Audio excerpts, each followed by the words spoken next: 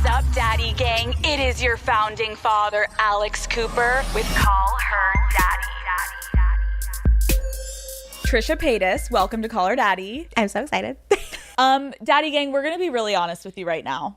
We were just recording for a solid 10 minutes. We were cruising down the freeway. We were thriving. And then we realized it wasn't recording. And it was gold. Those 10 minutes were gold. And we can't recreate it. You're like, pretend we didn't do any of that. I'm like, I can't recreate that gold. Everything was going amazing. So if you guys feel like we're a little on edge here and ready to end it all, it's because we are. Okay.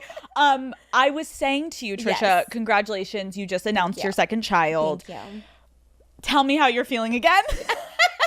I feel very excited. From the beginning, I'm like, did we go through everything we just said? Yeah. Where did the names come from? I always loved Elvis and Malibu before the movies came out. From 10, I'm a middle child, older sister, brother, younger sister. You're the baby. No. Who are you closer with, brother or sister? You're like, I'm going to get in trouble, and that's when it cut. You guys, we literally went through. Okay, no, we are doing it again. How are you feeling? Talk to me about all the food that you can eat because you're pregnant. Oh, I just feel, that's what we were saying. It's like, see, now I forgot already. Mm-hmm. I just feel like usually I do eat what I want, but I feel guilty about it. Now I just eat what I want and don't feel guilty because, you're like growing a baby. So you're growing a baby. You're allowed to just like shove food into your mouth and no one can get mad at you or judge you. It's like, fuck off, I'm pregnant, leave me alone. And most of the time I don't care what other people think. It's usually what I think. So it's usually like, oh, no, I don't feel bad. Now I'm like, I'm not judging myself. And I can sleep all that I want. Usually I got to be busy. I got to do it. But now I just take naps and I don't even feel any guilt. I love you're it. napping and you're eating. Yeah, it's the best. I'm so happy for you. That's why I love being pregnant. You said you want more than 2. Well, we thought 2. I don't know. We don't have 2 yet. 1 is very difficult. Right. In my head, I'm thinking like 4, because we were talking about how 3 is like hard. So I was like, it's 2 or 4. Okay. Yeah. I know I already asked you this, but just to set the scene for people, where did you grow up? I split my time between Illinois and California. My dad was in California and my mom was in Illinois. So I went back and forth a lot. I quit school a lot to like be homeschooled and stuff. And then I'd go back into school. Like I was constantly doing that because I loved like the lifestyle here in California with my dad. But, my mom is what I used to. And, like, we lived in a town of, like, 1,000 people back in Illinois. So it was, like, 2 extremes. Oh, wow. Wait, were you closer with your mom or your dad? I mean, definitely my mom. Mm-hmm. Yeah, like, my dad I saw, like, the summers. You know what I mean? Yeah.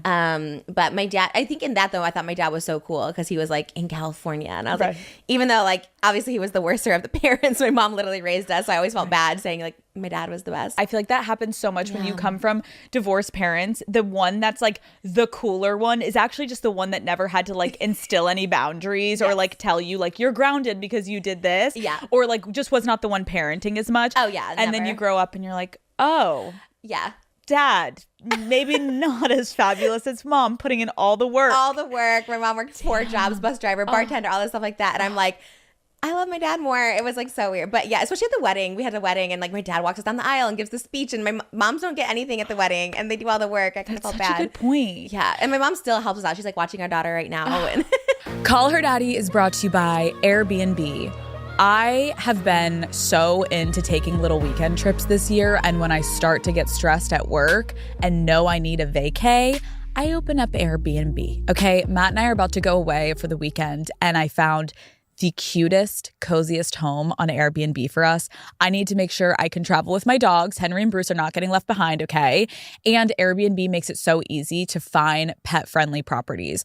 On a romantic getaway, having our own home ensures that Matt and I will have the privacy that we truly need to unwind. I feel like I'm nonstop talking all day. So when I do get a break, I don't want to see or speak to anyone but my husband, okay? I also love that Airbnb shows guest reviews. I am someone who is on the page, scrolling through every single review a place has, and seeing that so many people have stayed at a home and loved the experience makes me feel secure when I'm booking a place. No matter where I want to drive off to on a random weekend, I'm always able to find an incredible place to stay. And if you just want to go somewhere, but you don't really know where to go yet, let Airbnb make the decision for you. They have a guest favorites tab that might inspire you and perhaps even create a new tradition. As you book your 2025 travel, my number one tip is to check out Airbnb to find the perfect place to stay because your accommodation can really make or break the trip. Can you kind of paint the picture though, like before high school, just like of your childhood? I feel like obviously so much of like who we are is from our childhood. And I know you just mentioned like your mom was working 4 jobs. Like, can you kind of just paint the picture growing up in Illinois with your mom? Yeah, we lived in like these farm towns, and they were less than 1,000 people. We kind of moved around a little bit because I don't know, I just never liked school.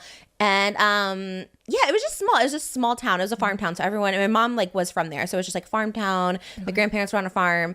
And there's just not much to it, to be honest. It's really just, it was so boring. And I hated it. I haven't been back since. So I think I left at 17 and I have not been back since. Oh my God. Do you think if you landed in Illinois, like, would you get triggered? Yeah, for sure. Even just going to Chicago, which is like 2 hours from where I live, I'm like, not Illinois. No. I kind of relate to that though. And I think a lot of people, especially during the holidays, like I've seen people always say like, it's triggering to go back to your hometown because one, I think we like repress so many memories. And two, it just reminds us of a version of ourselves that like, if you were cool in middle school and high school, like kudos to you. But like I wasn't. I was like not really either. I wasn't like bullied really. I mean, a little tiny bit like everybody, but I wasn't cool either. So I just neutral, just everywhere. Just kind of neutral. What did you want to be when you were growing up? Famous. Famous. I just wanted to be famous. And this was before like reality TV. So I was like, I need to be a singer or an actress. Stop. But I can't do either of them. But I came out to do it because that's all you got famous back then. So when you're sitting in Illinois, are you like, or were there any like TV shows or magazines or anything that you were watching or like people you were like, I want to be like that person? I mean, like Britney Spears, obviously. Of course. Did you tell people in your town you wanted to be famous? Yeah, I was voted most likely to be famous in I think 2 of my yearbooks. I was most likely to be famous. Yeah, just because I just liked attention. And like I said, I don't know, I feel like I always stood out. You know, I feel like you just kind of know if you have like a little it factor, you know? So I knew I had something, but I was like, it wasn't talent. So I was like, how do I parlay this? Going back to high school, like, did you have a lot of girlfriends? Like, No. I wouldn't say it picked me, but I definitely was like, girls are drama. I used to be the girl that like did not like girls because of that reason. Because I was just intimidated. I just thought, oh, no guy's gonna look at me if I'm in a room with girls. I just was not a girl's girl. Like it took me a while. Now I'm only a girl's girl and like can't stand like men. But it took me a while. I definitely was insecure, never wanted to be around girls. You know what I mean? I think I was always a girl hater. Especially just like I just never felt good enough. I never felt skinny enough, pretty enough. I never had boyfriends until I was like 30. So yeah. No, I think that's relatable though, of like especially when we're younger, like we're constantly comparing ourselves in rooms because at that age, it's also like what guy likes what girl. And if you're not getting picked, then you feel like a loser and you feel like, fuck, like I wish I looked like them. And then it's just this comparing game that you can never win. Definitely. So it's hard to, like, I had that a lot where my best friend was like the gorgeous one. And I was always like, I love you so much, but like, fuck me. Yeah, don't be around me. Right. Like, can you move a little to the fucking right? Because you look too good in parties. Definitely. And I'd be like, I'm literally never going to get chosen if you are sitting next to me. Yeah, that's and it's hard with girls. But it's like now I look back and I'm like, oh my God, it wasn't actually about us competing with each other. It was about the men that we were trying to like appease their standards, and it had nothing to do with the girls like liking each other or not. It was all based off of if guys liked us. Of course, with everything, with acting, with anything, it's just like, you know, it's just what they approved of, what they liked, and it had nothing to do with you. So I know. So I wish I would have found my own lane earlier because I do love pretty girls. I'm like, I actually like am obsessed with pretty girls. I just like was just too scared to be around them. No, it is intimidating. Like I agree. Like you, and also it's hard to not be envious of like, I wish I had what you have, and like I wish I was you. But at the end of the day, once you get to know those people, a lot of times they've got their own shit. Oh, for sure. They're not perfect either. Oh, no, for sure. I was always envious of you. I was very envious of you. I remember like when I think it was like 2019, 2018, you girls were on Impulsive. And I remember being like, and I didn't know anything about podcasts. I didn't know how people got podcasts. And I remember just being so jealous. I was like, wow, they have a job where they're just like talking about sex. I was like, I could do that. That could be me. And I was like, how did they get this? And you girls were so much younger. So I was like so jealous. And then obviously when you got your Spotify deal, I was just like, oh my God. You know, I was that person who was so jealous. So. Dude, it's so funny, Trisha, because I remember just like watching you on YouTube so often. Really? And I would be so jealous of you because before I started my career, I'm like, I wish I had Trisha's platform. I wish I could like sit on YouTube and like do what she does. That's crazy because I was like alone and crying all the time. Like, I wish I could be that person. Dude, that is so crazy that we're both like, oh, I was jealous of you. Oh, for sure. I definitely was just like, I don't get Call Her Daddy. I definitely was. So when I did this, I was like, all I know is that clip is going to be resurfacing. So let me just go ahead and say it. It's so funny because I had one of my really good friends now. She went on a podcast at one point and was like, I don't get the Call Her Daddy girl shtick. It's so fucking dumb. Why are they acting like that? They're like acting like little whores. Like I'm the first person, and I think that we can talk about that too with your career of like, by having a career on the internet, you just say so much stuff. And half of the time in the beginning days, I felt like I also said stuff that I regret. And I remember in those OG days back in the day with my old co-host, like when we started to get desperate for views, we would like say stuff about celebrities. And I'm so deeply embarrassed that we said those things. But I know it wasn't coming from a place of like actually being like mean girls. It was, I know from my POV, it was genuinely just like, how do we stir shit up? Yeah. And you can teeter this line that's so unhealthy, and you just become like, how do we get more? How do we get more? Oh, yeah. And I'm like, why did I say that? So if that clip resurfaces, I wouldn't give a fuck. I was like, I literally wouldn't, Trisha, because first of all, you didn't know me. Yeah. You had never met me. I was just jealous, 100%. Because honestly, as soon as they called for this, like literally, like my management from Canada flew in. They're like, I'm like, yes, this is the biggest thing. You know what I mean? So I think, but I really try in the past, especially since being 30, I really try now to really just not hate on girls. Even if like everyone's hating on them, I really try to find, like even with Jada Pinkett, I'm like, I try to find like the good side of this. I'm like, she dealt through a lot. Now she can. So I try to keep it positive with every girl, I agree. You're right. I think what we can both understand is like being in the media, a lot of times when we do the stupidest shit is when we're hurting the most. And so trying to find like any type of empathy for anyone when you see someone like acting out, it's like, well, what the hell are they going through? There's still people that like I can like, I just can't find the silver lining. But I scroll past. But now I don't like to say anything. I'm like, let me just, if you have nothing nice to say, don't say it at all. So I feel like I've matured a lot, and like I don't really like hate on girls. Yeah. But if there is a girl that annoys you, and there is, like I just annoy some people, just, I just keep it going. Like, it just makes you look bad. Like I just look so bad. Like you said, I just look so bad talking like so much crap about people. But I really can tell you, like, it came always from a place of like jealousy. Always, like I used to talk about like the D'Amelios when they were like 18 and 16, and I was just like, I was so jealous that I wasn't me. But I was like 30 years old being like, oh my God, you're spitting out a snail, how ungrateful. Like, they're 18. No, but I also think that comes from a place too of like people on the internet then probably like writing to you being like saying mean things about like, oh, I get it now, like relevancy or like age as a woman. And it's like, as a woman, if you're past the age of 21, you're like old as fuck. Oh, yeah. And you're outdated. And so naturally that's going to cause resentment of us feeling like when you see younger girls, but really we shouldn't be mad at younger girls. We should be mad at society. Of course. And mainly men being the ones that tell us like after a certain age, you're not valued anymore. It's 1,000% and it's true. Like, right. Fuck off. Right, exactly. Fuck you. I love it. It's true. It is true. I want to talk about you going to LA. So you graduate high school, and I remember reading like the day after you moved to LA. Yeah, like literally the day of. Yeah. Mm-hmm. What was your plan and what was your job when you got to LA? Well, I initially moved with my dad. Okay. So that was the first thing. I like lasted about, he wanted me to go to college. So I went to like 2 weeks of like community college. It did not work out because I never had a math class in my life in high school. So I took like a pre-algebra, and I like had no idea what was going on. So I was like, I drop out. And so, yeah, I got on a TV show right away though. I got on a show called The Greg Barrett Show. It was like filmed at Culver Studios. It was like a syndication show. It was like a talk show. And so I did like 10 episodes of that. I was in SAG after. So I was getting like, $1,700 an episode, which was like so much. It was great. And then I got another show with Stan Lee called Who Wants to Be a Superhero. It was on Sci-Fi. So I was like crushing it. That was like 18, and then like 19 hit. And then I kind of like, I had no money, nothing. And then that's when I did the whole stripping, escorting. Well, I wouldn't even say escort. I was like a hooker on the street, but I like to say escorting. It sounds like fancier.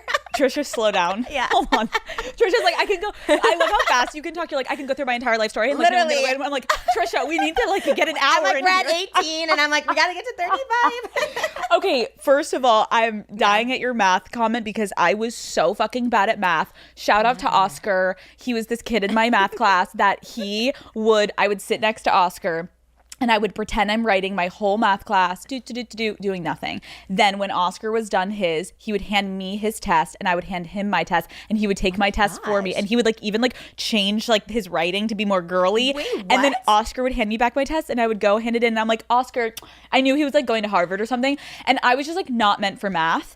And I just knew like there's going to be a phone for a reason that has a calculator. Yeah. I don't need to know like the square root of things. You manifested, or you knew? There was already cell phones back then. We didn't have cell phones in high school, so I don't know. We did have cell phones, but I just like manifested this is going to happen one day. I was like, wow, you made the iPhone happen. Honestly, I absolutely will take credit for that. I'm dead. Yes, I absolutely made the iPhone happen for sure, 100%.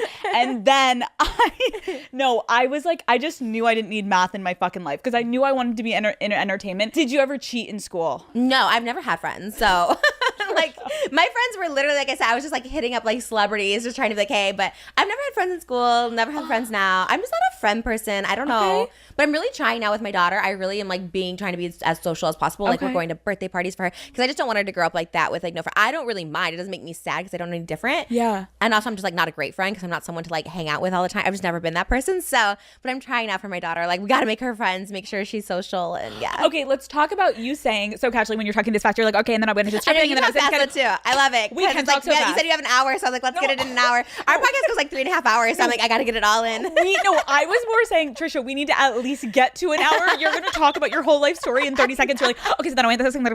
I know. Okay, so you got finally after like you were in LA for a second, you were having some success, and then you just casually were like, and then I became a stripper and an escort, but not really. What happened? Yeah. So I just had like no money. I was just like running out of money. My mom like was helping me as much as she could, and then she kind of ran out of money. I like maxed out her cards and stuff, so we all ran out of money. She had a husband at the time, so she was like living with him, and she was like fine. But my dad was not in the picture at all. Like he hated that I moved out, like cut me off completely. So I had like no help, no money, and so I didn't know what to do. I wasn't educated. Like I didn't have a college degree, so I had no idea. I tried to do like the regular jobs, like making smoothies and stuff, but that was just like not for me either. And I just loved the stripper life as like in movies. Like I loved it. I thought it was like so glamorous. So I was like, this is gonna be for me. But like my stripper life was not glamorous. I was like literally at like Canoga Park, like Van Nuys, like Godfathers. It was like super sketchy. I wanted to be at Spearmint Rhino, but that was like the bougie pretty girls with the fake boobs already. I was in like, I don't know. If you know Godfathers, it's just like sketchy. So yeah, I had a stripper life, and then I just I think casually then you just start, because like Hans Sepulveda there's like a bunch of hookers, like so I just casually started like going on the street because you just get more money that way. Don't split it with the club and stuff like that. But I was kind of like out of my mind there. I don't consider myself like an addict, but I definitely was like, using a lot back then. Mm-hmm. Okay. Can I ask what you were using?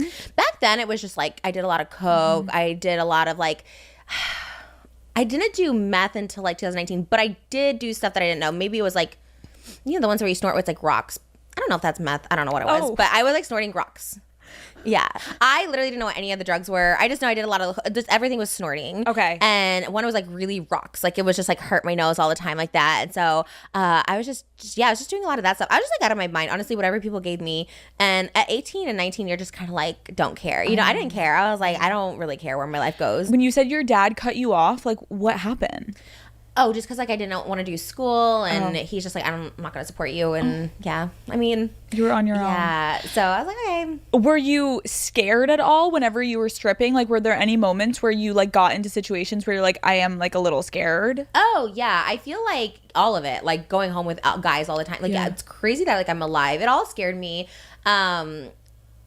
I guess at the time you just didn't get scared because you don't think about it, right? No, I get that. I think it's like when you almost like can get into something that you just kind of fall into, and then you can almost just like keep going down that rabbit hole, and you almost don't know when like to stop or when to like check yourself. Because again, you're right, at that age, like if you don't have someone like that's a parent being like, stop it, you kind of can just start to go wild and like not know like what is bad, what is good. And I'm finding myself and I'm figuring myself out. And if you didn't have friends, like you kind of had no one probably to compare yourself to.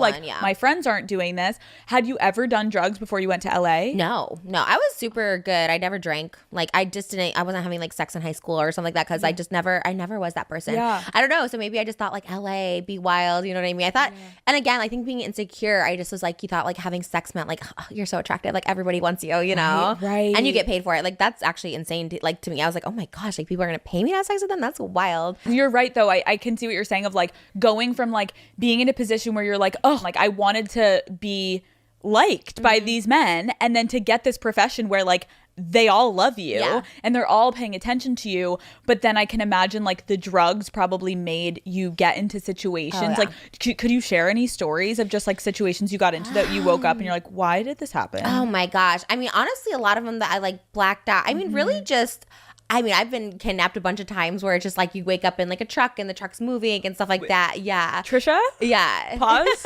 Sorry, what? Yeah, I got kidnapped. Well, I guess, I don't know if it's kidnapping if you're over 18, but I was 19. So. I think Trisha. I've been abducted, I guess. It's kidnapping, no matter if you're 45 Wait, or really? 50. Yes. I could be kidnapped at 35. Yes. Oh, okay. Wait. Yeah, I was, yeah.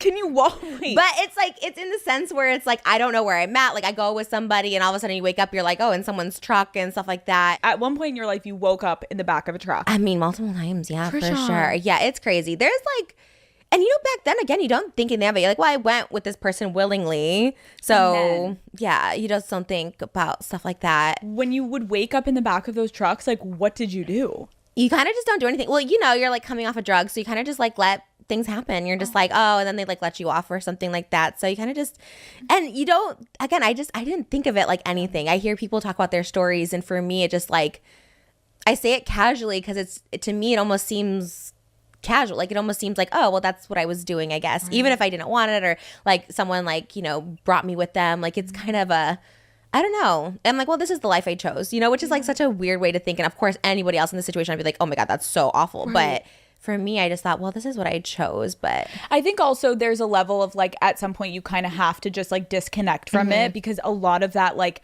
for any woman listening, like, that is, I'm sitting here being like, sorry, you woke up in the back of the truck. Like, that's so scary. Yeah. I do think obviously when you're on drugs though, everything can become way less intimidating because your senses are like not heightened whatsoever. You're just like kind of in a sedated state. Yeah. So like you don't have the ability to like make maybe the decisions you would make when you're sober. Oh, for sure. But when you look back at yourself in those situations, like, how do you feel? It's almost like I just don't even know that life. You know, it's kind of like my high school life. I don't know that life. I don't know. Like, there's so many stages I look back on and I'm like, oh, I don't even like recognize. Like, I remember it.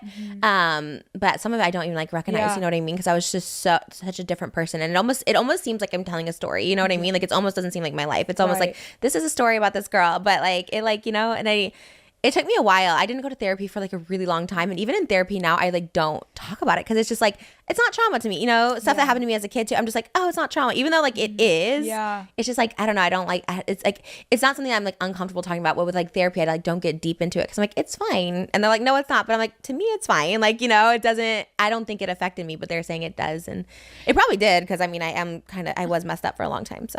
Well, yeah, I think a lot of the time it's like the body keeps things in, but like if you've done such a good job of essentially like dissociating from it, like I get what you're saying. Like, you're telling the story, but you don't personally feel that affected by it right now because you have survived through it and you're like, I don't really like connect to that person anymore, which I think is how a lot of people survive. And I think there's also like a stigma where people, which I completely understand, when people would look at you being like, well, you have to figure it out, you have to solve it. I think that there's a lot of people that don't want to go and relive some things, and I think that's okay. Obviously, if it's like significantly affecting your life to this day, where like you're having like, whether you're feeling like if you're having sex you're getting triggered, or you're having PTSD or flashbacks, like that's usually when to like open it back up. But like definitely, I think everyone has to figure it out on their own time. Yeah, I've definitely had that where I had to like talk to someone because it was like if someone like touched me, like I was, you know, it's like just dealing with all that stuff. So I've definitely dealt with that for sure. But yeah,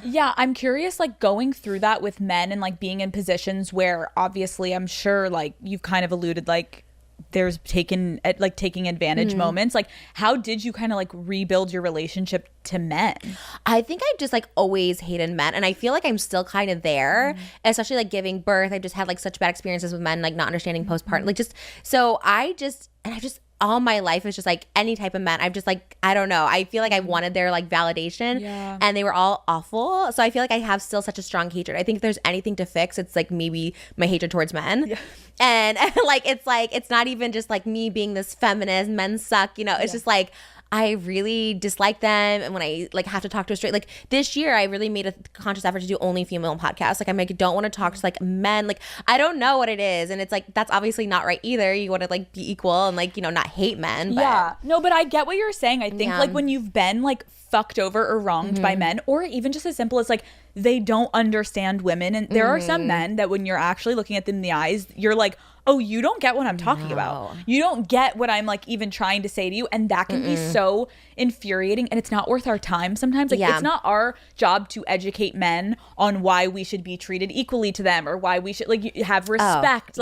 If you're talking, so there are some men that are great. Like your husband seems great, but like overall, I get what you're saying of like the trauma of having men fail you so many times in your life. Why would you like them? Yeah. And that's how I feel. And you're right. There are like, my husband's like amazing. And I have like a friend that has like an amazing husband too. And it's like, there are some good ones. But then you hear on TikTok so many horror stories of men that don't want to change diapers, or they don't want to like plan the wedding, or they like just constantly like that to me is like so, and I hear it all the time. I'm like, God, that's so like triggering. I'm just like, you know what I mean? Just the way they treat women. It just makes me so upset. I don't know. It's so fucked up. And then to see like how many men then want to have like a say on what women do with their bodies. Oh, well, that's a whole other, girl. That's what I'm saying with like postpartum or hormones, when you're pregnant, all the stuff, you know, all the abortion stuff. And so it's just like, it's infuriating that like men have a say, period. And I just feel like men should not have a say ever about anything. Like just don't say anything, like giving birth, after I gave birth, I had so many guys online like criticize me for taking fentanyl, for having a C-section, because I was, you know, I had an addiction to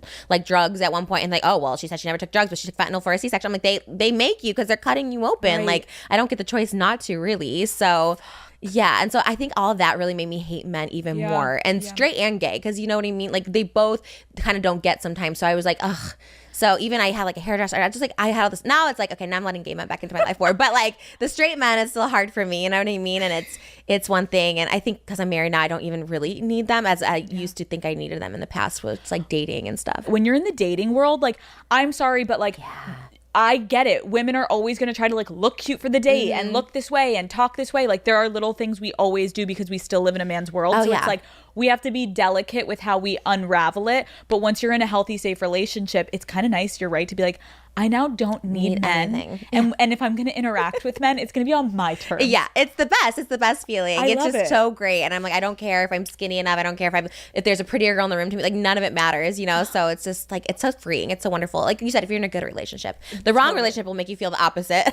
That's almost worse than being in the dating game. Yeah. That's awful. You like, And I'm sure I'm sure so many women, including ourselves sitting here, have been in those type of relationships where you're like, I am a shell of a human. I was better off when I was dating a bunch of assholes, but going on dates rather than being with one guy that has your claws in you, that's so like manipulative and like emotionally or physically abusive, whatever it is. Like the worst, calling you crazy, judging what you eat, counting how many nuggets you eat. It's like that to me. And I thought I was like so in love. And then you look back and you're just like, oh my God, this person like hated me. But I was trying so hard, everything I could. And I'm like, and it's happened. Yeah, it's happened. I've only been in like 2 relationships. So it's like both my relationships are horrible. You had a man that would count how many chicken nuggets you would eat?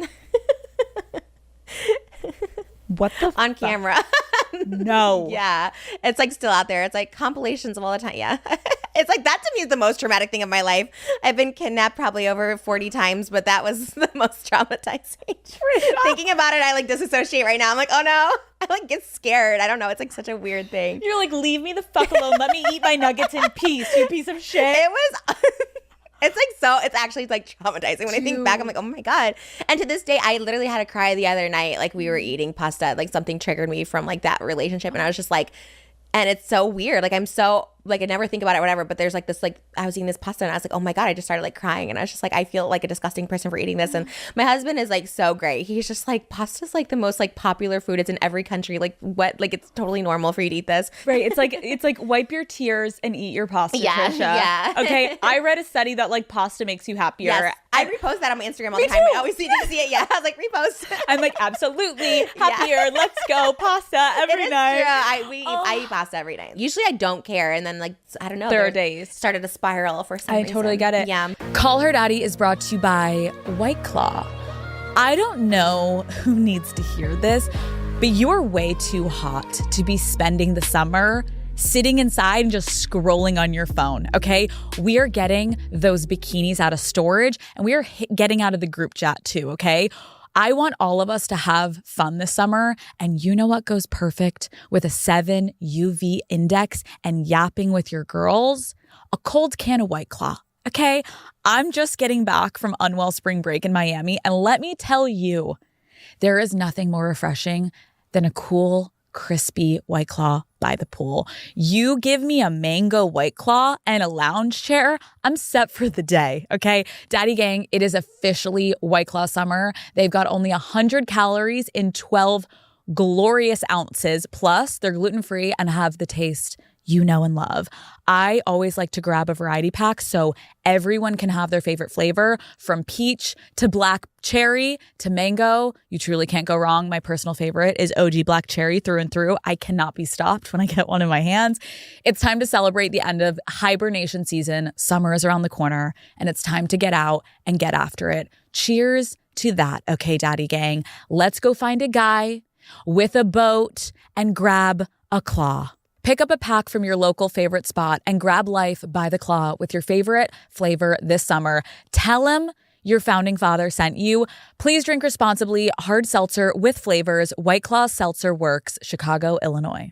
When you were talking about your time in LA and like struggling with drugs, did you ever have like a rock bottom moment where you're like, I've got to... God, so many. That was rock bottom moment in like when I was 19 that happened. Like I lived next to, his name was Christopher Dennis. He was the Hollywood Superman. There was a documentary made about him, and he recently passed. It was so sad. But he found me just completely like in piss and shit, all this stuff, because my apartment didn't even have a doorknob. It was on Yucca and Highland. There was like no doorknob. I think it's still there. It's like behind a liquor store now. And he like found me, and like my dad and I hadn't talked for like 2.5 years at this point. And I don't know if he called him, whatever, but my dad like showed up, took me to like Riverside Hospital. I was in there for like 3 weeks in like 2007, 2008. And and then I kind of got a little better. Then my dad was trying to get me back to go to college, did that for like 6 months, and then I moved back out again.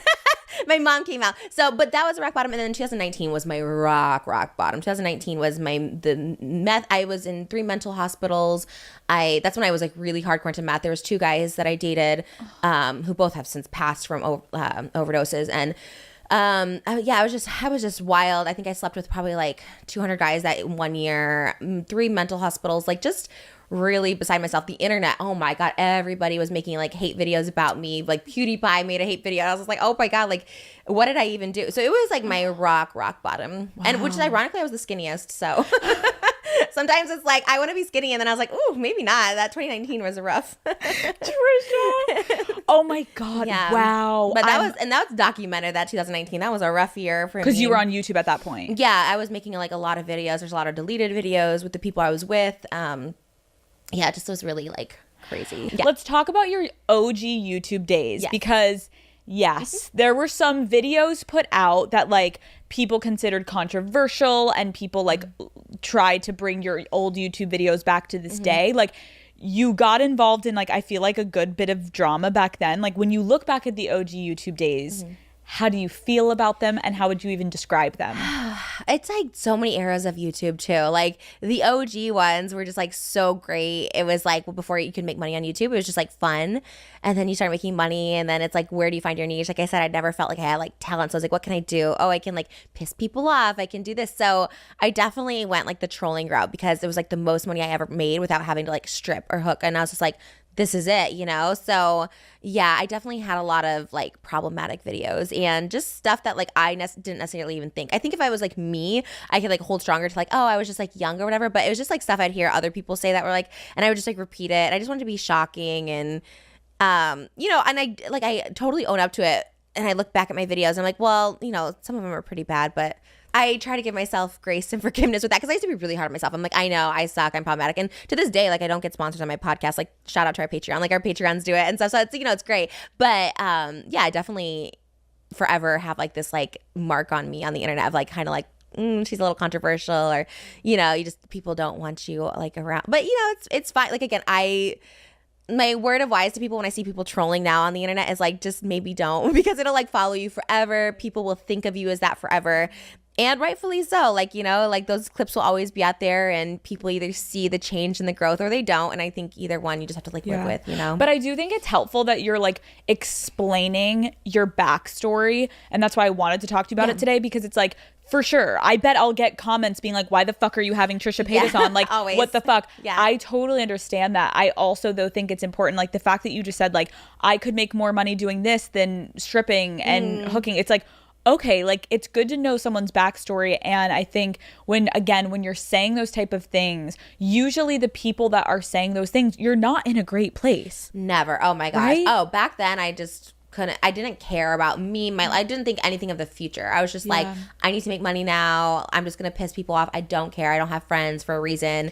Right. Never thinking like it would be a full career or anything, you know? That's what I also think sometimes, like, people feel like they're lucky because they can make their fake accounts, but like, God forbid one day all of your fake account comments and trolling and you like telling people to go kill themselves or whatever. Like, there are people on the internet that are so ruthless, but they don't have the balls to do it publicly and have their own name on it. If that, God forbid, you walked into work one day and all of your comments were placed on your own desk, would you be fired or not? And I think it, like, if you look inward, all of those people are not in a good place, and clearly you weren't either. And you've kind of had this like redemption arc, but like, when you look back, do you think you were addicted to the drama once you started to see the money? Oh yeah. I mean, for so long, like a good like 10, 12 years, I was so addicted. I was just so miserable. So like any attention was good attention. Money was just money. You know what I mean? So it just, it is crazy, but I did reap the karmatic, effects of it all. So it does, like you said, even the trolls.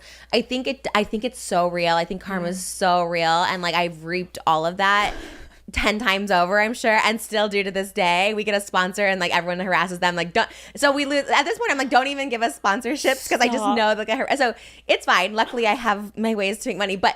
Yeah, you reap it for a long time. So totally. Why do you think though second chances are so important? Because I think people do like change. I think majority of humans evolve as human beings, especially when you get older, when you find happiness, when you find love. Like, people do change, and I think like that's the whole point of humanity, right? Is like the evolution of it all. Like, I think our society shows that, like, from like us in like the 60s, with like segregation and stuff, I think it's like just shown like obviously people are change. So I think that's important. Otherwise you never can grow and never can but yeah, I've had second, third, fourth, fifth, sixth chances. So I'm appreciative of all of them. Some people don't deserve them. Some people don't want to give them to you, but I do think it's important to like try to see people changing. Because I really think people do and can. I agree. I think also it's really difficult on the internet when you have a persona that I even feel it sometimes. Like, I feel like sometimes I've met people and they're like, oh my gosh, like I thought you were going to be such a bitch. You're going to be this. And I'm like, oh, like, I mean, I don't know. You can be honest, like what you thought of before you met me. Yeah, because you just hear all the stuff, right? You hear all the drama. And so you're just like, wow, she's a ruthless. She's this. And not to say I don't judge, because obviously I know how people take things. But you hear those things, or just how, I don't know, you think someone's just going to be arrogant or whatever because you have all this like money and you're sketty and you're pretty. So you're like, well, you just know. I think you have the assumptions. Again, at this age, I don't. I'm just like, and I was surprised the energy you have is just so different than like people would think. You know what I mean? No, I appreciate you saying that, because I think that's the point, is like we see people online and most of the time we never get to meet these people in person. So like there's a image online that people will like assume of you, and it's really fucking hard to break away from that. And so obviously, like, I know the way that I got through it was like, I know the truth and I know what happened, and I feel like I can go to sleep and I'm a good person and I have good people around me, and if I'm good with my life off the internet, I think then I did become a better version of myself on the internet, because it's like when all you are looking for is validation from the internet, which it seems like at one point that was, you didn't have friends, you were really in a dark place, like you're gonna just say some crazy fucking shit and you don't give a fuck. But I do think second chances, you're right, are important, because like I'm so proud of the growth that I've had, and I know you feel the same way about yourself, of like, of course we've changed, and of course now, like, when you have things you care about, everything is put in perspective. Oh my God, so different. Right? Now it's like, oh, I don't want to embarrass my husband, I don't want to embarrass my daughter. You're like, so it changes everything about you. That's what I knew, like I had to change all of it, and it just, and I really do feel it, and I'm like, people can see it or they don't see it, I don't care, because I feel better. But it does feel, especially right now, that people have like seen it, and it's not me saying I've changed this, it just took time. I think with anything, like just public feuds, anything, people always, there's always sides that people pick without knowing the full truth, and it's just like getting through that, and it doesn't really matter at the end of the day what people think about it. It's like, some people are gonna think I'm this person, something, whatever. It's okay, right? As long as you know who you are. Okay, we're gonna play a little game. Your giant cards. Oh my God, huge. I love them. Huge. And there's like tiny little writing. I'm like, okay, let's play a game. Yes. I'm gonna give you a topic and I want to hear your opinion on it. Reusing nudes.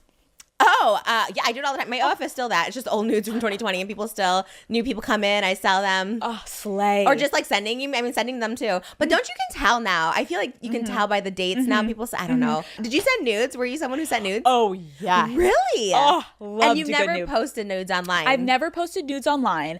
I just was such a nude girl. Like, I remember I dated this guy that was obsessed with nudes to the point where it was like very unhealthy. Oh. And he was like literally like every day you're sending him them?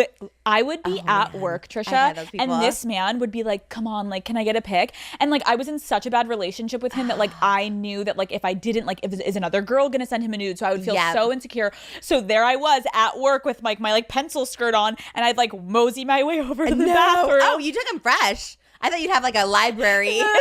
No. Trust me. Wow. And oh my God, like I would absolutely edit them. I would like go back. I know, literally, I would slay. I would be at work on the clock getting paid. I would go take it in like the handicap bathroom. Sorry. Oh my like, God, it was 'cause fine. it's bigger. But bigger. And like I needed my privacy. Yeah. God forbid someone walks in the stalls and I'm like getting that ass shot. Well, I'm I'm like, sure if there was a handicapped person walking, you'd give them the stall. Oh, for sure. Yeah. And so I would get out and I would go back to my desk and I would like look around, and I would always had a girl behind me, and whenever she would go to lunch, I would pull up my nude, I would go on PicMonkey, and I would start like rearranging, like make the ass fatter, like everything. And then I would like send it off to him and be like, here you go. And he'd be like, so hot, so fire. And then I would save those though. And then obviously like if I was talking to another guy that day, I'd be like, here you go. Oh my gosh. So, like, I loved a good nude. I thought that it almost became like an art form at one point. Right. You know, like you really get those angles. You learn how to like make it look good. Like I loved a good nude. Yeah. Like it was fun. And then, oh my God, like I've definitely sent like some videos and like all that stuff, but I never made money off of it. No. Never. Would it ever get out? No one ever posted on with you? No, because I think like I know the amount of people that I've sent it to. Like I know those specific guys. Okay. And if they ever did, like I think they know I would try to sue them. So I think they're like too scared. Especially now. I feel like they would put you out there because you're you. Right. And, But I'm like, yeah, but like try me. Let's go to court, motherfucker. But God forbid, like I ever feel like I got to pull out. I'm going to bring out I have literally an old nude like catalog, like album. Yeah. Me too. You know, you've got that MacBook that you've got it on. Yeah. And you're like, ooh, which one should I use today? Your retirement plan. I should change the album name from Old Nudes to Retirement Plan. I mean, it's kind of like everyone's doing it now, but I get you. I totally get you. Meeting your celebrity idols. Have you ever? Who are your idols? Tell me everything. I love meeting celebrity idols. Yeah, I think like the bigger the idol, the nicer they are. I feel like when you like a D-list person, they have like, you know, maybe like Tom Sandoval or something. I don't know. I don't really know him, but I just know he's all over TikTok. Like he probably won't be nice. But I've met like Quentin Tarantino, Eminem, The Weeknd just sent me a DM, and I feel like the bigger they are, the nicer they are. Wait, I saw you talking about this on your podcast. What was the DM from him? Literally, I was on a podcast like 2 weeks of the Zach Sang show, and I was like, oh, I pay for music, and I'm like, I just bought like 6 of the Weeknd songs, and he's like, thanks for the support, me and my team appreciate you. Like, sent me a DM, and I was like, wow. He cares that I spent $6 on his music. No, everything they do, because I think I saw, who did I see? I think I saw Snoop Dogg recently saying like there were 1 billion streams and he made 40K from it. No, that's wild to me. That's why I buy the music off iTunes, and I still do, and they appreciate it. I mean, I was shook. I was like, oh my God, Abel's in my DMs was crazy. I'm like, literally, maybe they need to start an OnlyFans. Like, fuck. I know. He's like, babe, thanks for the $6. You're like, babe, literally get an OnlyFans. I was like, let's go. He would make bank if he was on OnlyFans. Well, I mean, the idol is basically like OnlyFans. It's just him like fucking Lily Rose Depp, and I loved it. That's how I became a fan this year. I saw the idol, and I was like, woo! That was crazy. I never get horny about anything, and like literally that show made me like crazy. Okay, Taco Bell. Pass. What are we playing? Are we doing pass or smash? Am I rating this? Talk about no. I love how also, like, you're right. We've kind of changed the game for every single question. What was the game originally? I want to hear your opinion on. Oh, okay. Okay, got Taco it. Bell. I'm not I love fast food, but I'm just not a Taco Bell fan. What's your favorite fast food place? McDonald's. McDonald's. Yeah, just because there's one close to us. I always get the nuggets. Right now they have adult Happy Meal. Oh, wait, I think we're boycotting McDonald's, maybe. I think everyone told me we're boycotting them. Wait, why? Well, I don't know. I don't get political, but I think something is happening with them. So I'll be on a strike until the strike is over. But where are you going to get your nuggets? Oh, man, baby Chick-fil-A. Oh, Although Chick-fil-A is controversial too. Yeah, fuck them. I know. They don't support the gays. Oh, no. A lot of my gay friends love Chick-fil-A, so I go with them. Fuck. Everything's controversial. That's interesting. If you go to Chick-fil-A with one of your gay friends, I think it's fine. Then it cancels it out. I think so. They love it. So, Chick-fil-A.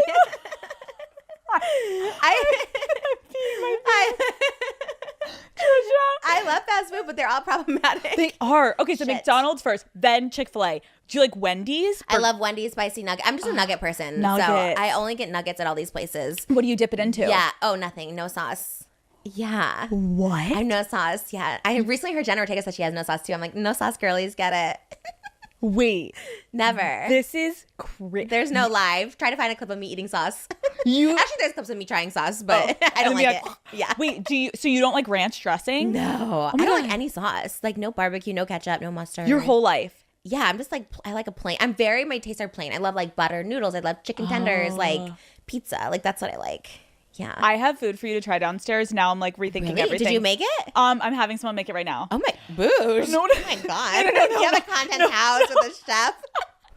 Do you live here? Like, no, just to shoot here. I was like, wow. I just begged someone downstairs. I'm like, listen, there's this one pasta that I want Trisha to try. Do you think? Wait, what? Yeah, I want you to try What it. kind of pasta You is know how it? like girls are like, oh my God, like I have my like my girl dinner, and it's like Yeah. when the men are away, the girls will play, and like Yes. you make like just dumb shit that like men would be like, I'm not eating that shit. Yeah. So like I grew up on this like spaghetti sauce that my mom would make me, but it's like this like Progresso, like I don't even want Wait, to. Progresso? Yeah.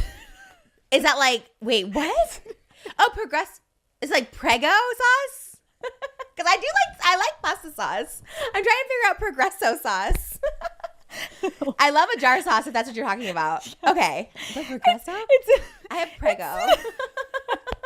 I can't breathe. It's in a jar, and I swear to God, Trisha, I want you to try it. Like I know you like plain stuff. Like I'm interested to see your take. I love pasta sauce. Okay, I love We're gonna pasta film it sauce. downstairs. Okay, but like yes. it's good to know. But Where's that going? I guess bonus content. Where does that gotta go? get that coin, girl. I love it. Oh no, same. I'm like, you're gonna stay for 10 hours, right? I love it. We're good to go. I will. Okay, so no to Taco Bell. No Taco Bell. Okay, I'm crying. Okay, internet trolls. What is your opinion on them? Oh gosh. Oh wow. I have a soft spot for them because I was an internet troll for a minute. Now I can't stand them. I see people like yelling at the camera, being ridiculous. I'm like, oh no, this is gonna haunt you forever.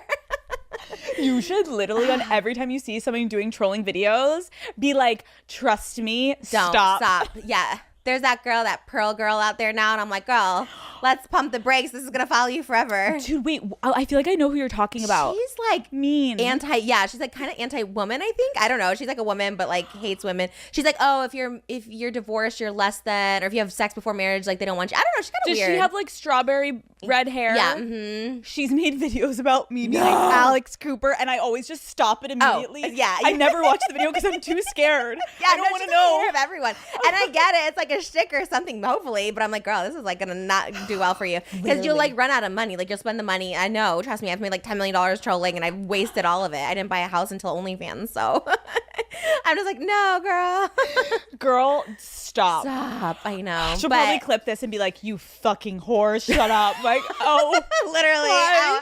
Fuck. No, I know. I used to be scared of people talking about me, but I'm like, oh no. I literally like I have again. It comes from a place of I know what it's like. Like I get it, and I'm just like, oh no. Do you ever scroll on TikTok, and if you hear someone talking about you, do you watch the videos? Oh no, I'm scared. I scroll instantly. I don't even want to talk about, but the last person I saw talk about me, I like literally cried for days. What? Yeah, she told me I looked like I had electrocuted hair, and I like cried for literally like a week. And I'm like, why is this affecting me so much? It was literally like a month ago, and I couldn't stop crying. Wait, I'm so sorry. That's Yeah. so mean. I had a lot of postpartum hair loss, but then when Okay. I was young, people made fun of me for having like frizzy hair. It was this whole thing. So it hasn't happened in so long that someone made fun of my hair. I'm used to weight. I'm used to acne. And I was like, oh my God, this one hit. This one hit Dude, hard. that's when it's the most fucked up, is if it's something from Yeah. like when you were younger that was like something you got the shit bullied out of you for, and or that you were just insecure about for yourself. Yeah. When you're an adult and someone picks on it, you're like, I'm regressing to being 12 right now, Yeah, that's and how I I'm felt. sobbing. That's how I felt. It's like that and like eating like chicken parm. Like both of those things are like weird things that you wouldn't think. Like people call me fat, people call me all these things. And I'm just like, oh, I don't care. But those, I don't know. That was I'm like so sorry. Yeah. But it's because I like stayed on it for a minute. I saw it and I was just like, let me hear what this person has to say. Because I like the person. Because I was like, oh, I love this person. I talk nice about them all the time. And I was like, oh shit. And then I like, Dude. yeah. So I don't like to be in like the drama of it all. But I was just like, damn, that one hurt. That one hurt like hard. It's just like, again, stop being mean to people on the internet. Like, why Yeah. are, also, I just feel like we're so above, or we should be commenting on women's appearance. Yeah. Aren't we done with that? And just in general, like hair, weight, I'm just like, that's it. Like, right. That's like, there should be, and again, I guess it's like a compliment, like that's what you're going for. Like, if that's the only thing. But True. But it's the worst thing to hear as a woman is like your appearance. You're right. And I feel like it's expected from a man because it's like, you're dumb. But from a woman, you're like, it sucks. It sucks because I'm so like pro women now. So I'm and I know I haven't always been. That's what I'm saying. The karma kind of comes back to me. I'm like, all right, I guess I deserve it. I guess I've talked enough about other people's appearances. No. So, it does come back around. So I'm like, okay, I'll take it. That's how I have to look at it. I'm like, it's just another karmatic point. You got thick skin, girl. Yeah, sometimes. But sometimes I really do. Like, I haven't cried in a long time. And I was like, oh my God, why am I crying? And like last night when I cried over the pasta, I'm like, this is very odd. Usually I'm not like that. Well, at least you allow yourself to cry. I feel like sometimes people hold it in too much. If you're going to cry and then keep eating that pasta. Yeah. Let's go. Let's go, bitch. Yeah. Cry. How do you feel about reincarnation? Do you believe in it? I don't know. What do you think? Didn't I see something on the internet that people were convinced? What is the theory? About my baby? Yes. Oh yeah, I did birth the reincarnation of Queen Elizabeth last year, I guess. Which, you know what, honestly makes me believe it. Wait, why did people think that? It was so weird. It was the weirdest. Okay. Literally, someone looked it up. It was the most time I was searched. It was the most searched I've ever been. Was in September 2022, a week before my daughter was like more searched than anything that's ever happened in my life. Any controversial thing. What? That was the Google high point, and it was so weird. It was like a week before I gave birth. I said I was like 1 centimeter dilated, which is like normal, and you're gonna give birth in like a week or two. Right. But then the Queen died the next day, and everyone's like, Trisha just gave birth, and the Queen's and I was still very much pregnant. I just didn't have my phone with me. It was so bizarre. Like TMZ was calling my dad, my mom, like everything. It was the weirdest Oh thing. my God. You know why you were probably so searched? It's like you kind of like tapped into like you infiltrated the royal family. Like I bet everyone in England was like, wait, who is this bitch? I need to see. Like, is the Queenie coming out of that V? Like, what the fuck is going on? The day she died, I'm like trending. I have a screenshot like right underneath her. Like, it's so bizarre. I know. When I announced my pregnancy, everyone's like, King Charles, 9 months left. I'm like, no. Don't even start it. No. Wait, it's funny now. At the time, I was actually a little traumatized. I was like, oh my God, what did I do? Like, because I didn't even start it. Like, I get if I start my own shit. And I was like, no. And I was out of drama. I was so out of drama. I didn't have my podcast. I was like not talking about anyone. I was like, oh shit. We're back. Yeah. Not like that bad of drama to be a part of because you're like, oh my God, like I just gave birth to like the new queen. Yeah. But that's also going to be such an interesting thing. Like if your daughter Googles herself one day, like, not a bad Google search. Yeah, for sure. Your queen. And she kind of is. She's very like royal, regal. She waves to everybody. She's very that actually. So if I do believe in reincarnation, I do believe that could be, I don't know how Queen Elizabeth was. I heard maybe she's not a nice person. So maybe she'll be reincarnated as a good person. I don't know. I know nothing about the royal family, but. Okay, how do you feel about retail therapy? Oh my God, that's all I do all day, every day. I spend way too much money. What do you spend your most money on? Purses. I have so many purses. Yeah, I have too many. I probably have, I don't know, maybe 500 purses. And I sell a lot too. So I have like about 500 purses in my collection. But you said you never leave your house. Yeah, I just buy it online. Like 2020, I bought like 6 Birkins that were like $1 million all together. And now I can't sell them. Ugh, I wish I could. I've had so many Birkins that are ugly. And I'm like, I have like a dead ostrich in my closet. And I'm like, I don't want this anymore. Wait, and you barely leave your house also. So like, where do you wear them? Here, you're like, I love your Prada bag. I'm like, thank you. This is my only shot to wear it. Oh my God. So like whenever you're going to go do an appearance, you'll wear it. But other than that, it just sits in the closet. But my closet's beautiful. It's like sparkles and shine. It makes me really happy. Like they actually just make me happy to look at them. I used to like never wear my purses out. Like I just love to look at them. What's your favorite one? I have the Paris Hilton Birkin, like the pink one with the Swarovskis on it. It's the same retailer that got up the Privy Porter. Shout out Privy Porter. She made Paris's bag and then she made mine and I love it. But when you get the aftermarket crystals, they go down in value so much. So I wouldn't suggest that. I bought a $50,000 rainbow Birkin and no one even wants it. I can't even give it away for like $8,000. So yeah, so don't do aftermarket. But I love my pink one. I don't like the rainbow one. Okay, let's talk about sex. Call Her Daddy is brought to you by Libre by Yves Saint Laurent. Daddy Gang, Mother's Day is officially approaching, and there is nothing I love more than finding something unique and special for my mom that she will absolutely love. Lori, shout out. Moms do so much for us and wear so many hats. They deserve a fragrance that can keep them feeling confident and beautiful every step of the way. The YSL Libre fragrances make the perfect Mother's Day gift, Daddy Gang. The new Libre New has a fresh citrus floral scent and notes of green, mandarin, bergamot, orange blossom, and lavender, which are ideal now that we're in the spring season, okay? Plus, it's long-lasting, alcohol-free, and it comes in radiant jewel-like white bottle that will look stunning on your mom's bathroom countertop. And if your mom likes a deeper, muskier scent, there's the iconic original Liebe Eau de Parfum with warm, sultry notes of vanilla, orange blossom, and lavender. It'll leave people asking your mom what she's wearing everywhere she goes. And then she'll get the chance to brag about you a bit too, okay? The YSL Liebe L'Eau Nu has truly become my signature scent, and every time I see my mom, she compliments me on it. I cannot wait to give her her own bottle and be like, here you go, Lori. Now we can smell the same, okay? Also, while I'm at it, I'm going to pick up a YSL original Liebe Eau de Parfum for myself too. It's the best of both worlds. I need to restock, okay? Wearing a good YSL fragrance just makes me feel clean, classy, and put together, even if I'm in a pair of, sweats. Also, I found that the L'Eau Nu leaves my skin radiant and glowing, so it's a must-wear for any date night with Matt. You're welcome, Matthew.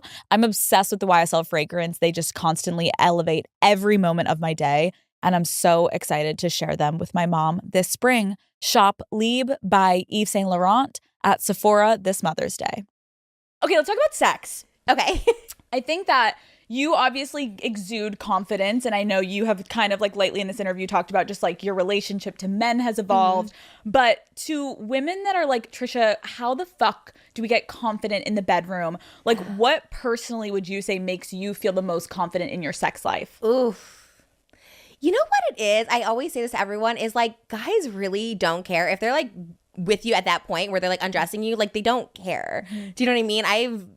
I don't know. Guys just, they kind of get what they get. You know what I mean? They just are excited to be with you. And I've never been insecure in that way because I've like hooked and I've been with like 500 guys. Like, I mean, maybe that made me more confident weirdly, but I've just never had any like complaints. And I used to have like uneven boobs. I mean, like back when I was like a hugger, I mean, I didn't shower for like 5 days and they would be fine with it. So I think guys are just kind of nasty and they'll just take what they get. So don't feel bad. If you're hygienic, I think that's a plus. If you put on deodorant that day, girls, they're fine. winning. Yeah. You're good. Just do a little wash. It's such a good point. Men are like kind of disgusting. Yeah. And so I feel like sometimes like we're in our own heads about like, oh my God, do I need to do this? No, you don't need to do shit. No. Show up. I've been with all types. And I think like in like I've been saying like, oh, I've been like on the streets or whatever. But I also been with like, some WWE wrestlers that like prefer a big girl, you know what I mean? And they like love it and they can't get enough of it. You know what I mean? So I think there's just like types. And some people love a skinny girl, but they're not gonna go to bed with you if they want a skinny girl. Whoever's like in bed with you like wants you. So I don't know. I've never had any complaints. Like I said, I've had like my boobs have been uneven. I've looked crazy so many times. Guys just don't care. And I think as long as you're not, I don't know. I've never been self-conscious about that. I don't know why. No, I think that's great. Yeah. I think that's why I know people want to hear from you on it, because I think you're right of like, we are in our own heads so much more than men are. Like if you're right, if he's in the room with you and wanting to have sex with you, there you Done. go. Yeah, that's it. They're not going to be like, no, thank you. I've never had anybody like, oh no. You know what I mean? Love Ever. Love that. Exactly. Like you got a vagina, they're gonna enjoy themselves. Guys are very easy that way. So I always feel bad when girls get like self-conscious or something like that. I'm like, guys want you. Yeah. Like I've had girls write in being like, oh my God, like I'm insecure about my labia or the way it looks. I'm like, don't be. Oh, right. Don't be. Yeah. Men don't give a fuck. And people love all types. They love the outies, the innies, the in-betweenies. They love all of it. Exactly. Like who cares? How old were you when you had your first orgasm? Oh my God, like 32. I love that you say that though, because I think so many women, even if they would lie about it, like I bet a lot of women feel that same way. Like of course we didn't have orgasms at such a young age. Yeah, I don't know how people do. Men don't know how to fucking please us. No, guys don't care about it. Did you give it yourself or did you get it from a guy? Oh, the first time was with a threesome. It was like in a threesome. They had one of those. I call them hibachi. They're not hibachi. Are they Hitachi? Hitachi. Yeah. Mr. Hitachi's. Yes. That like changed my life for real. That was like, I was in like this like throuple and they used it on me and I was like, oh my God. That was when I was like, I didn't know if I was peeing or what. I was like, everything was going everywhere. It was insane. Oh my God. So that was like the first time where I knew what it was supposed to feel like. And that's why I was like, holy shit. Like that was like explosive. So. Wait, that's so funny because Bridget and Holly, when they came on, Bridget was the one that talked about it. She was like with Hef, like obviously we weren't getting off. So we would have these Mr. Hitachis and she taught me about it. And now, okay, so they're Mr. amazing. Hitachi. They're so good. Yeah. And so that was like the thing where I was like, oh, that's what, even when I did OnlyFans, like all my squirting ones are with that because it's just so intense. Like if you don't know how to do it or what, because I'm like, how does that even happen? Or you're scared to? Right. Like forces you to. I mean, with your consent. Wait, right. Yeah. It forces Doesn't, you, like, but force you're the you in a one bad pressing way. the button. Like, you're Yeah. consenting. But it's like you don't even have a choice because it's so much pressure, and you're just like, well, this is gonna Here happen. we go. Yeah. Wait, that's so interesting. It's amazing. So if you have like trouble orgasming or you don't know how it's supposed to feel, like highly recommend going on like the big setting of those. And just get it going. Yeah. Wait, when you say you were in a throuple, was it for just sexual, or were you actually in a relationship with a couple? It kind of was just sexual, but they did come to my birthday party. I think she's done like videos about me. I think she did an interview. It was about someone. It was like my first like throuple relation. They were gorge. Oh my God. She was like hot, fake implants. He was like gorge, 6-pack anesthesiologist. Like they were really gorge. And yeah, I think it was just like my Tinder year. I think that was 2019, but it was, it was great. I don't know. I think I was just like so curious about everything. How do you even get involved in that? Like, did you meet her or him Tinder. first? Oh, I met him on Tinder, yeah. And then he's like, "This is my girl." They show right away, like, "This is my girlfriend." I was like, "Oh, well, this could be exciting." You know what I mean? Right. And it was actually really, really fun. Yeah. And how did those things end? it was fine, honestly. I think what was that one? What was that one? I know. I'm trying to think. I was dating a lot of people at the time. I was like dating so many people. So I think I was just like not like looking to date. I think they wanted to date. And I was kind of like not looking for that. Yeah, like 3 people in a relationship is tough. Oh, I don't know how they do that. Yeah, but they did that all the time with people. And I think they wanted to bring someone in like to date. Wow. And I don't know I think for me, I was like, oh, how am I going to introduce like my parents, like my mom, I'm really close with. And not that she's like not judgmental, but I don't think she would get it. Like, this is my boyfriend and girlfriend. I don't know. Okay, no, I get that. You're like, hi, this is my couple. Yeah. And I'm the third. It's still bizarre. Yeah, I see it on TikTok and I think more power to people, but I'm always like, it's still bizarre to me. I get that. Maybe it'll get more normalized. So the Mr. Hitachi, Yeah. what are your top 3 like sex toys in the bedroom that you would recommend? So one is Mr. Hitachi. What are another 2? That's the first. I think that's pretty much it. I've been liking plugs lately, which I normally don't love like an anal thing, but I just think they look really pretty, and it just feels more pressurized. And I've been really into like that lately. I agree. It's great. I think like try out plugs, and I think it kind of just like, I don't know, it just feels good. If it's not anything else, just gives you like a little more added pressure. I completely agree. I've never had like a gangbang, but I'm assuming that's what it feels like, right? All your holes filled. I don't know. Maybe not. Maybe I don't know what a gangbang is. I love you, Trisha. That's what I would imagine. Not to say I want all my holes filled, by the way. I usually prefer just sex. Like, we do vanilla sex, but I love it. Like, it's like my fave. I don't need 2 things filled me up. You know what I mean? So the plug can just be like there. It's fun. It's fun for like an added like bonus. You know what I mean? Yeah. But I'm kind of just vanilla actually. When it comes to like sex, I kind of just like love to have sex with just as is. I like that. Yeah, but yeah. If you have advice for someone, like, how do you approach your partner if you want to try a new thing in the bedroom? I don't know. I guess just be honest. Although, I've had people ask me to do some weird stuff, and I'm like, that's weird. Right. So I don't know. I'm like the last person to ask about this kind of thing. Right, like try to read the room. Maybe, yeah. Like, know your partner. Yeah. Like, if he asked me to do something freaky, I might like look at him kind of weird. I don't know. Right, like I'm done. I'm breaking up with you. Yeah, I've had people like ask me to like hang upside down and like weird stuff. I'm just like, I don't know. I mean, I guess that's like a thing with like swings. I'm just not hang an upside acrobat. down. Right, like how would they fuck you if you're hanging upside down? Yeah, it's like the swing and you're like upside down, and I guess I don't know. I didn't do it because I'm like, that looks so dangerous. It was like high up and just like get a headache. Yeah, I don't like it. I don't like anything that involves like hurting, blood, any of that stuff. Like, people always want to like slice you open and stuff, and I'm like, no, thank you. Have you had someone ask? Yes. Trisha, Multiple times. They want to slice you open. Yeah. Are you fucking Army Hammer? Like a fish, like, yes, not him. Oh, someone close. Actually, when that came out, I was like, wait, and then I was like, oh no, it's someone who kind of looks like him. No way. Yeah, I think celebrities can be like the freakiest, especially like those kind of celebrities that are like D-list. They're kind of like freaky. You know Tom Sandoval's cutting them up. Like, whoa. Sure, so you've had people literally be like, they want to. What do? They just want to cut you or drink your blood? Just drink the blood, and also just like slice you like on your stomach a little bit, because they say it's like has fat there, so you can't die, like you can't bleed out. I don't know. I've had a couple people say it. Yeah. And what do you say? No, absolutely not. I can't do that. I don't know. Do you proceed to have sex with them, or do you just leave immediately? Leave immediately. Okay. No, leave immediately. The one that wanted me to hang upside down, I guess I stayed with. He kind of looked like Marilyn Manson a little bit. He kind of had like those vibes. So I was into that for a second. I'm like, oh yeah, this is my person. But yeah, I just said I like couldn't do it, like physically couldn't do it. You're funny. This is hilarious. It's so funny you can talk about this, because I feel like no podcasts talk about sex. So oh my God. Oh yeah, you're on Spotify, so yeah. it doesn't matter. You're not demonetized on YouTube. I'm like, YouTube, they can't say anything. Oh, so no. I'm I like, love let's talk about everything. Yeah, no, that's great. It's so funny. What do you think of for advice for someone who wants to lose their anal V card? Like, give us the advice, Trisha. Oh, I guess take some poppers, loosen it up a little bit, because that's the only thing I could think of. Right. But do you even enjoy it? No. I mean, like I said, I love the plug recently, but I don't love like anal penetration. Because you know what it is? I just eat so much food, and I know you're not supposed to eat a lot before. Like, girls that do OnlyFans, you're supposed to like clean it out. Guys too. All my gay friends, like, yeah, you can't eat before. And you're like, so I was like, yeah, that's the only time we have sex is like after we eat. So I was like, well, I don't want to open my butt after we eat. Right. Like, I want my nuggets and I want my pasta. Exactly. Oh my God. Could you imagine having anal after lasagna? No. I don't know if I could imagine that. Just involuntary everything. I'm dead. I'm a bad like anal. I'm not an anal queen, that's for sure. But try it.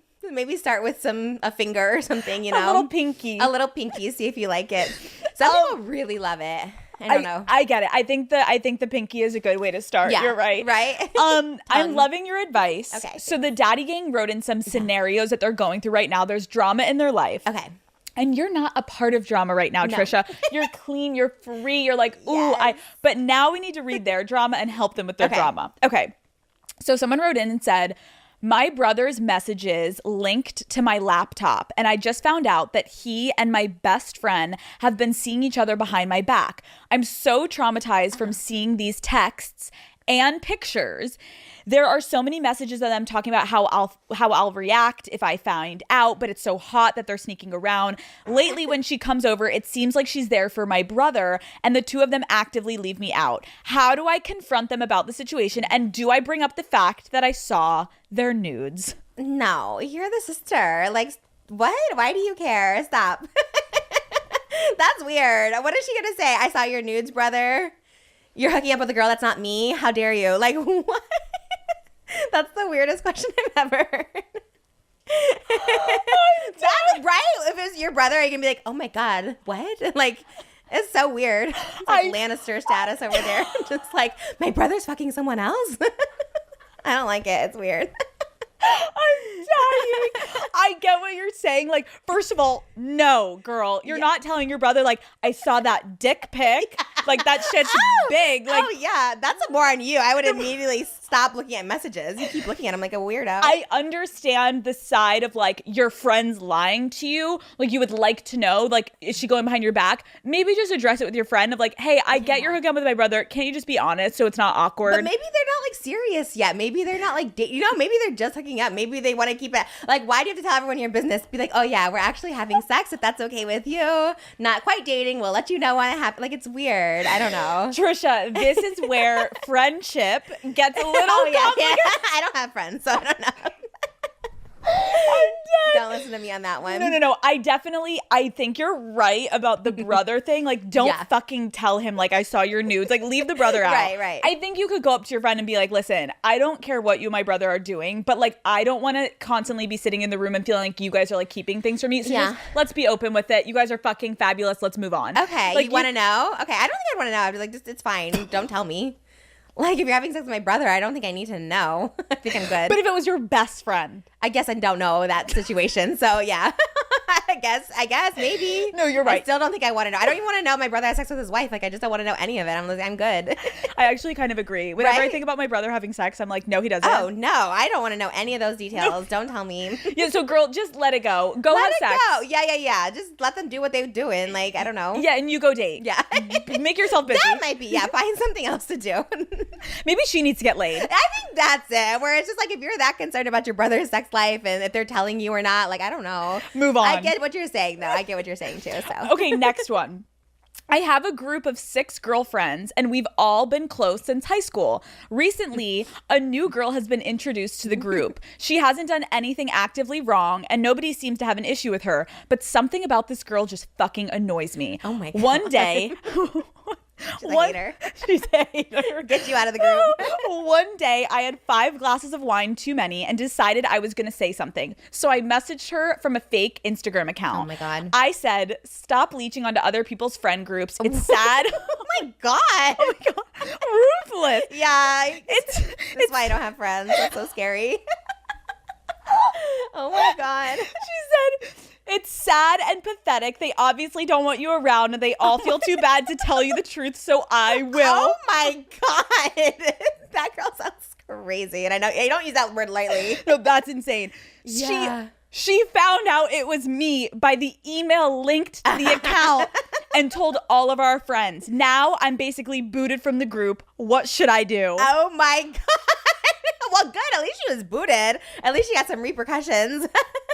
Dude, that's insane. That's crazy. This is why I don't want girlfriends. Like, that's so nuts. I just think, first of all, if you're going to use a fake account, I've learned, make a new fucking email, bitch. Go to the library, get a different IP address. Don't let it be traced. Literally, dude, never. If you are stalking people on your fake, don't ever let them know it's you. No. Second of all, what is this girl doing that's so triggering that you felt the need to message her? From a fake account. Girl, Like, no one likes you. Do you ever go on your fake account? Do you have a fake account? I don't have a fake account. Oh, have you ever had a lot? Yeah, to like make a whole new account. It's a lot. No, I don't. I've never had a fake account. I've always just looked from my account, but I really just don't look period anymore. I used to look and like find out what everyone's doing, and it's honestly, life is so much better when I don't look for real. Trisha, Yeah. I used to have one. I would say a year and a half ago I deactivated mine, and I've felt lighter. I felt happier. I've just felt like, why am I stalking an ex? Why am I like, what am I doing? Yeah. Or even if I like saw something online, I'm like, why am I on a fake account? If I don't want people to know I'm looking at it, then just maybe I shouldn't be looking at it. That's how I feel too. That's how I feel. Like, that feels weirder when you go on like incognito and stuff like that. It feels like you're doing something wrong. I think that the moral of this story is everybody delete your fake accounts. You don't need to have a fake account. It feels better. I know how addicting it is because I was so addicted to like Reddit, looking up everybody. I have like, oh, how many views is this person getting now? Like, I get it, but it's like so time consuming, so energy draining. And like the minute I did, like, I stopped in August of this year actually, and like I honestly, like, good things have come, like just like fortune has come, income has, like, everything has come, like, for real. I'm like, wow. So I just didn't go back to it because like good energy was coming in. I was like, maybe there's something to this. So I was like, let me just stop putting like any sort of bad energy out there. There has to be something to it because I also think, like, you're right. Oh my God, I think I read the last time I read Reddit, I think now it's like around 2 years ago that I stopped. And like, I remember I was so consumed by it because you're constantly trying to be like, okay, these people think this about me. So then all of a sudden you're like in a video or an episode trying to like appease them. Yes. And when you stop giving, also when I look at it, I'm like, there's like 200 people. Yeah. I'm like, whoa, we're really like shaking it up here. Like, why am I listening to 200 people? If you have like hundreds of thousands to millions of views on something, obviously there's people that like what you're doing. So keep doing what you're doing. Exactly. And don't give them like energy. It feels so much better. And honestly, like, I really feel like there's no, I mean, maybe because I just don't see it, but I'm like, oh, I feel like the hate's gone. My Reddits did get taken down. Like, no one can start new Reddits on me. It's like really weird. Really? Yeah. We did this like documentary on it. We like called Reddit, all this stuff like that. And like, there's no more Reddits. Mine had like 40,000 people. And now there's like no more. And it's wonderful. So shout out Reddit. I don't know what they did, but anyone who tries to make a new one on me, they take down right away. So wait, that's amazing. Yeah, there's no Trisha Paytas Snark Reddit. So they were like crazy. Like, I was during my pregnancy, they were like harassing like my doctors, and they were like my baby's like hospital, and like they were just like, they were being nuts. They were putting my baby's like image out there, like photoshopping weird things with her. So I think they had to take it down because it was like actually that's disgusting. Yeah. So I think that like we did this whole thing about it this year because I was like, okay, what's gonna, and then now that it's down, it's just like, it's great, and I don't see hate anymore. So I don't know, dude. I swear to God, the only place that there's like main hate is on Reddit, and if you get that rid of your life, you're like, I know. I have no hate anymore. It's wonderful. I was like, no one hates me. No one hates me. That's how I feel in my head. And I still feel that way. Live that way, girl. Yeah. Let it live that way. I feel like it's like perpetuated itself. Like, I feel like it manifested itself. Like, I feel like so many people like me now. And I'm like, oh, okay. Maybe because I stopped looking at hate. Done. Now more people like me. Done. So, yeah. Let's do one not friendship. Okay. Because all these friendship ones, I'm like, I don't know. How about this? My boyfriend and I have been having ongoing conversations about getting engaged and planning to do that next year. But lately, something has been really weighing on my conscience. My question is, do I tell him that I gave his best friend the Gluck Gluck 9000 the Gluck Gluck 9000 blowjob on the trip that the two of us met? Before, obviously, we had feelings for each other. We see this friend quite often, and I'm worried that my boyfriend will feel uncomfortable if he knows that I sucked his friend's dick. Oh, my God. Should I come clean, or is this something that you take to the grave? Oh, my. Wait, did you trademark Gluck Gluck? I did. I love that. So like, when people say it, you, like, get money? I love that. That's so smart. I remember that was such a big thing. Like, I really do. I just remember like, wow, it was crazy. It's great. It's a great thing. Oh my God, so smart. You trademarked it. The double hand twist. Yes. Gluck 9000. You can come out with a sex toy. That's that. I know. Because it sounds like a machine anyway. It kind of does. Okay. Yeah. Good to know. Where it feels like you're like, anyways. I don't know.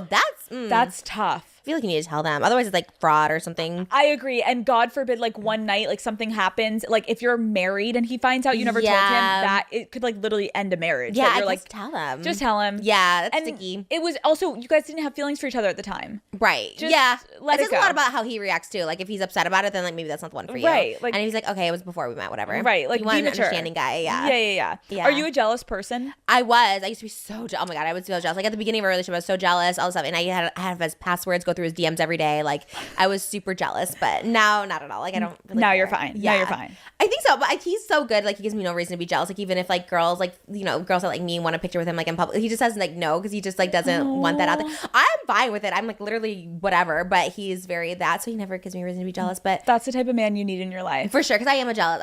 I was always very jealous, and everyone, yeah. How I get about it. you? I think I used to be jealous, but because it was coming from a place of insecurity of like, think that's what it is, I yeah. had gotten cheated on before. So then I'm like, oh my God, like you must be doing it too. And so like when you're just not in like healthy relationships, the toxicity, you can't help but be kind of paranoid, which turns into jealousy where you're like, oh my God, like I don't want you out and I don't want you doing this. And then you're just like the worst version of yourself. Yeah, I think that's like the worst, like jealousy. And we're together 24/7, so I think that helps too. I'm just like, Right. we're never apart. So Right. yeah, we're like codependent in that, or I'm codependent that way. So I don't know. But I never, of course now I'm like never jealous. And he's like definitely not jealous. Like I'll say like, oh my God, the weekend's so hot or whatever. And he's like never gets jealous. He's just Like, yeah, okay. Yeah, literally. I was like, he's the first one I texted when I got a DM from him. I'm like, the weekend just DM me. He's like, yes, babe. Oh, yeah. He's like, what are you going to text back? Like, he was so excited.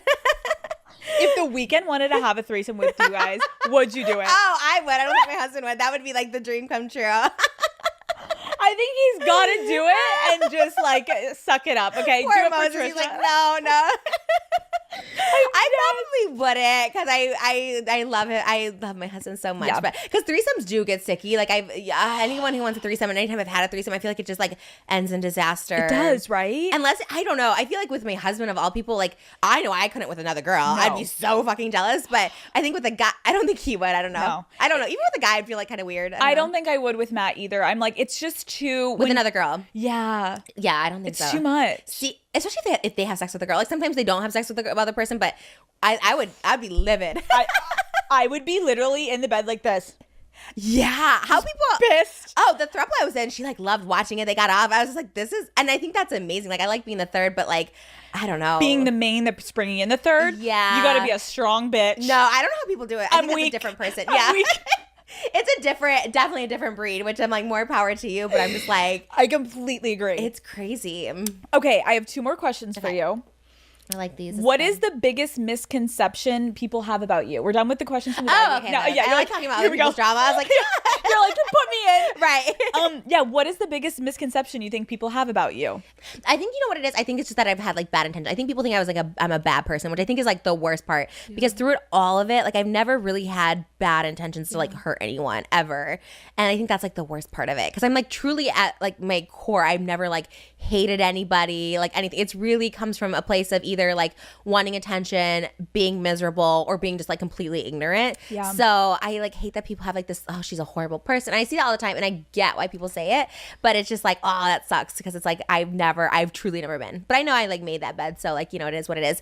So I think that's the worst. Just like I never like had bad intentions. No, there was never malice behind it. I never wanted to like ruin someone's life. Totally. I also think just even from this interview, I hope it gives people more clarity too, because I feel like I have seen so much of you online, but I think this interview, like we really kind of went from start to finish, and it shows your growth of like where you came from, like the decisions you made, like the headspace you were in. And like, of course, I'm not saying it was like right, but it's like people grow and people change. And the fact that you're even able to also like take accountability. And I also love how you're like, but I also get it. And like, I'm not asking, like, I think that's also a really mature way to look at it. Like, there are just some people that will never look at you or me and like change their opinion if they hate us. That's okay. Yeah. But you clearly know like you're a good person, and you did all of that in a place of whether it was, like you said, like jealousy or insecurity or just being in a bad place. Like, that happens. And I think it's obviously we have a social footprint that some people don't have that, but Yeah. everyone said dumb shit in their life that can be hurtful or taken the wrong way.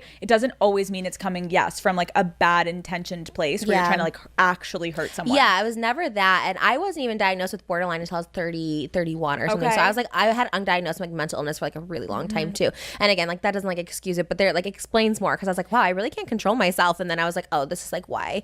Yes. And now I can like work on like, now I know how to like control myself and breathe Totally. and all that stuff. Do you feel better now when you're going into like doing your podcast? Do you feel like you now have a better handle on like what you're going to say and what you're not going to say, as if maybe in the other days you'd be like, I'm just going to spew all this shit and whatever? Oh yeah, I definitely just like take into consideration people's feelings, and that like people will see it and people do like get hurt by it. You know what I mean? I know like Charlie D'Amelio just did Jay Shetty's podcast. She's like, yeah, people were like really mean to me and like really affected me, and I was like spiraling, and I was like, but you know, hopefully they change. They have a baby now. I'm like, oh my god, was she talking about me? Because I was like, and it was like I was so like I was so aggressive for no reason, and so like just you don't think like people will see it and stuff. So now I just really come at a place where I'm just like, I really try to again find the silver lining, try to find like the optimisticness and everything. You know, it's of course fun to like gossip and stuff, but I always feel like again, if it's something like not nice or someone could hear that would make them feel bad, I'm like, it's better just to like, you know, gossip with your husband or something. I was about to say, literally just do it not online. Yeah. Every human being gossips. Everyone wants drama is interesting to us as humans. Oh, yeah. Just don't put it on the internet. Yeah, especially if it's like not nice, if you're like being mean, and that's like, I never even like make fun of someone's looks. That to me is always like weird. I mean, there's so many other things to say about people out there, and I'm like, it's just weird when people like attack their looks. Well, that's just like the lowest form of like someone coming at someone who's like, you're such like, that's just such a weak low blow of like, and then you obviously have to be like, well, what's wrong with that person that they're going at someone's looks? No, for sure. If like my husband started like making fun of like a girl, I'd be like, you're fucking weird. And like I feel that way too. I'm like, it's just a weird thing. Just so stop. it's like there's so many other things to like gossip and make fun of and just, you know, make light of or whatever. But Totally. For those of who may not know, Trisha attempted to win a Guinness World Record for her speed reading skills. Oh my god! I love how the two of us, like, I have to actively try to talk slower. So like fast. I can talk so fast. I'm like, oh my god, Trisha, I'm so happy you're here. Like, I'm so excited to go try that. Like, it's I can crazy. go so fast, and I'm like, slow down. I didn't think that about you. Like, I did not think of you as like this like really fast talker, because you're so like poised and like put together. Okay. When I'm having fun with someone, which I am right now, like I feel like we're actually having girl talk. Where like some interviews, I'm like more doing the interviewing. And like I don't want to be a part of the conversation. I want it to be about them. But I feel like our vibe is just like. Oh, I love like asking people. Yeah, I hate when it's like all about me. Like I love to be like, what about you? Because I need to know where you're coming from. Right. You know what I You're mean? like, what's going on over there? Are you judging me, bitch? Yeah, for Fuck sure. You. No, I feel that. And so, but then because you talk fast, like my best friend Lauren talks so fast that I feel the same way with you, where I'm like, then I'm just gonna match your energy. Oh yeah. And then when I do talk fast, people are like, what? Yeah. So, but I feel like people will like it. Like I know I get comments on my podcast like, "Oh, my ADHD like thanks you," because they just like want to keep going at that. That's pace. actually such a good point. Like people can just be like, "Shut the fuck up, get to the point." Yeah. We're getting there. We're moving fast. Okay, before you go, can you just speed read this little message to the daddy gang? Okay. You can read through it. It's literally a bunch of like nonsense. It's just like Happy New Year. And, okay. like, I love it. I just thought it would be funny for you to just read fast. Okay. I love it. Oh my gosh. Okay. Luckily, there's no like too big words. Sometimes I get like the Guinness World Records was Hamlet's soliloquy. So it was like, to be or not to be, that is the question, was nobler than mind. It was like this whole like really long thing, and it was like I don't even know the words. They were so hard. All right, here we go. Daddy gang, thank you so much for having me. This has been so much fun. It's 2024. Let's make it the best year ever. It's the year to stop giving a fuck about what other people think and to own our own confidence. It's the year to try new things in the bedroom and finally have that well-deserved orgasm. It's the year of the giving the Gluck 9000 only trademark. If you are also receiving some bomb ass head in return, take risks, put yourself out there. Don't get too involved with the drama. It's never that deep. Give people second chances. Apologize when you're wrong. Pop that pussy, shake that ass. Follow me where no accounts, YouTube, TikTok, Instagram. Don't be stingy. Spread my OnlyFans. If you're feeling it. Check out my podcast, Just. I love you guys. Thank you for taking the time to get to know me. I hope this isn't the last time we chat. XOXO. Trisha Paytas. XOXO gossip. Trisha. I didn't know it was like my outro. I love that. I would have put more umph into it. This is so cute. Trisha, that was iconic. Thanks. Thank you so much for coming on Call Her Daddy. This was truly so fun. Yeah, I had a great time. Thank you. Thank you. Dude.